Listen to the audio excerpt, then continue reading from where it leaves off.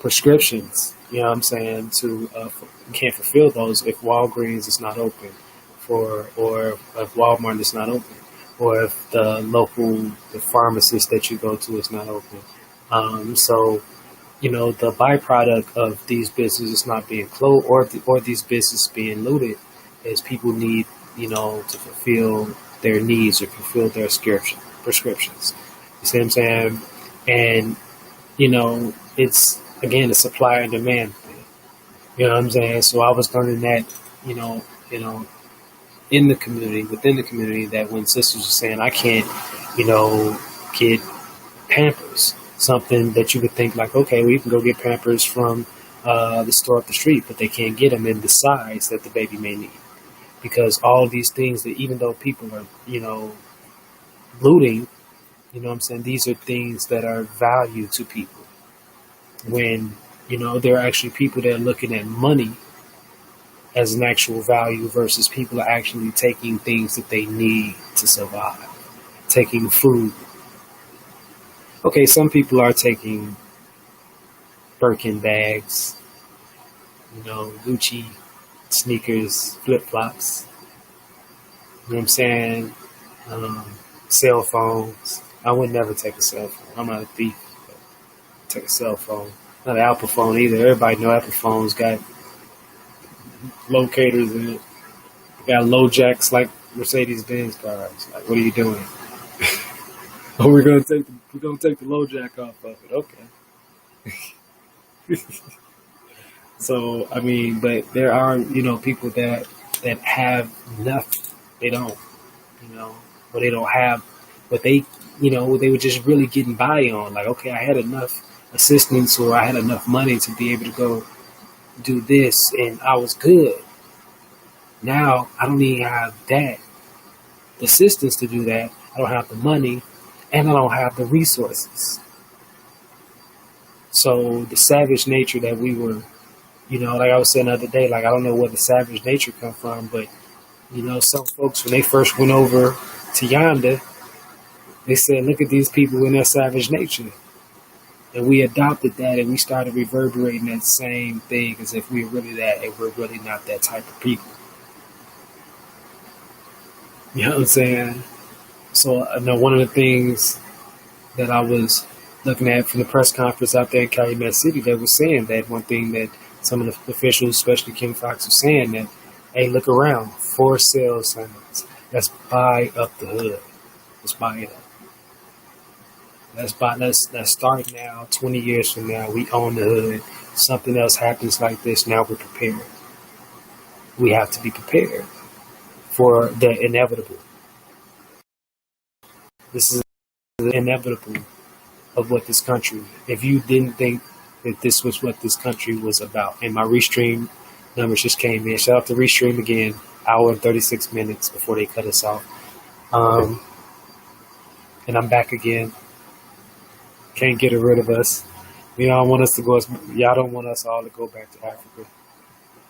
One go out, everybody gotta go, and then we just make Africa the best continent that it's always ever been. But wherever we're from, wherever black men in America, black women, the black child, if we're not appreciated here, if you don't want our Barack Obamas, our Martin Luther Kings, our Medgar Evers, our Malcolm X's, if you don't want our Shirley Chisholms, if you don't want what don't you want from us? You know what I'm saying? I'm not understanding. People are like, oh, go back to Africa. Really? Okay. You don't want our Tuskegee Airmen. Go back to Africa. Okay. We'll go. That's what you're afraid of. That's what some people. No. We got some other people to, we got some other people to replace you. But not really, because you're not going to be fair and equal to them as well, and they see that. Look at the way you treated us. Look at the way you had treated the indigenous people. That's what my girl knew. Australia's like, wait a minute, Australia? Dipping in American business. I'm like, damn, they really feel that over there. They really feel some type of way over in Europe. Really feel some type of way. Oh, wait. We got a whole, monarchy. They feel a whole type of way. America just y'all just waking up to a dictator. Like we've been living this shit for years. We just been cool with this shit, drinking tea, or so we thought. Or so we thought. I mean, it's wonderful when you think about it. I mean, if you're really a philosopher, if you're really in the literature, it's like it's a beautiful tragedy that's going on. We've been all knowing this has been going on. Where have you been? Where have you been? So if Colin Kaepernick is right, Spike Lee is right. He's a Knick fan. I don't want to say Spike Lee is ever right, but Spike Lee is right. You know,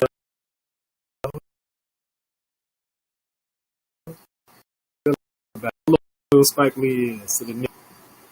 That's black people in America. Spike, you going back to another Knick game? Spike in full Knick regalia was like, I felt Spike pain, man.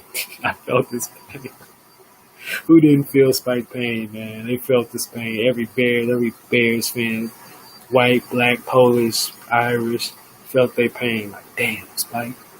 I was hoping Spike said no. I was recruiting Spike on Twitter, like, man, come on to Chicago, Spike. I think we can make some movies. We can go ahead and get us a whole Tyler Perry Studios in Chicago. Spike wasn't hearing it. He's like, man, I'm going ahead. They made Spike ass walk around.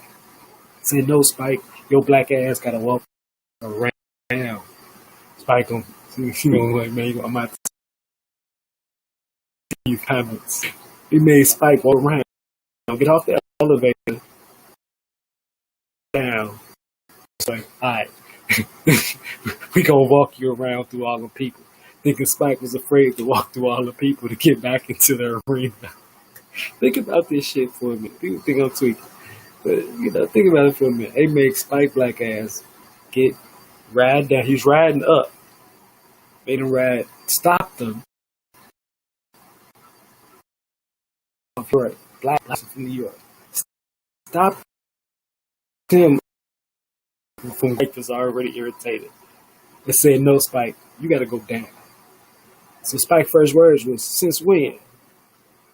And they said, and then they commenced to explain it to him, and there was no explaining to Spike at that person. Because if you got a New York cousin that's from New York, anybody that you know from New York that was from New York, you knew what it was. So they knew what it was, and they own the earpiece talking to Spike the whole time. So Spike knowing this, so Spike got money. So they playing Spike, and they was like, at the end result, Spike, you gotta take your ass back downstairs. And not only since you just said that, you gotta walk through them people, and we gonna escort you as if that was the problem. And Spike's main problem with the whole thing is like, when this happened, when this go like that, and then it turned into, oh man, it's because of this. I mean, it might have been that way the whole time. Spike been making movies about that for years. He ain't just wake up to that. But he was reminded, surprised. But he wasn't. But he's just like, damn. So he had to make a conscious choice when they said, Spike, you still gonna be a Knicks fan? What do black folks do? Go back to Africa. Yeah, we can, but when we flip it back on them, do you really want us to? Do the Knicks really want black kids not to play for the New York Knicks? Do they really want Spike to take his money outside of New York Knicks? I don't think so. They really want people to stop going to Madison Square Gardens. Hey, the Knicks ain't put a championship, white or black, out there in some years. So, and they still got billions. Still got billions of dollars. Billions. And they told Spike, no, Spike, hey, hey, bro, you got to walk through all them folks to get back into this motherfucker. Spike said, he said, I know if I leave out this motherfucker, they not letting me back in. Leave it to my ass to motherfucking interpret that for America. Goddamn. I wouldn't mad at Spike no type of way. I wear my Bears jersey. I'm surprised. If I wasn't so mad with the Bears and boycotting the Bears, I would have my Bears jersey on too. I have my Khalil Mack jersey. He gonna find a way to blame it on Khalil Mack. Tell him I said I love Khalil. You know what I'm saying? I'm gonna blame it on the defense. Come on, man. Put a winner on the team. We don't care about like that's when we start to thinking too much. Oh man, why don't want this quarterback out there? Why they didn't draft this boy? Why? Because of that. Because it is. Because instead of telling, like, for me as a black, they telling Spike, hey, man, we understand that, man, $10 million and all that stuff. Hey, yeah, we talking about it. You got to talk to Mr. Dolan about that. But, yeah, you still got to go downstairs and walk outside and come back in. And then after that, Mr. Dolan will be right there at your seat. That's what we go through on a day-to-day. So when Drew like, man, I will never understand.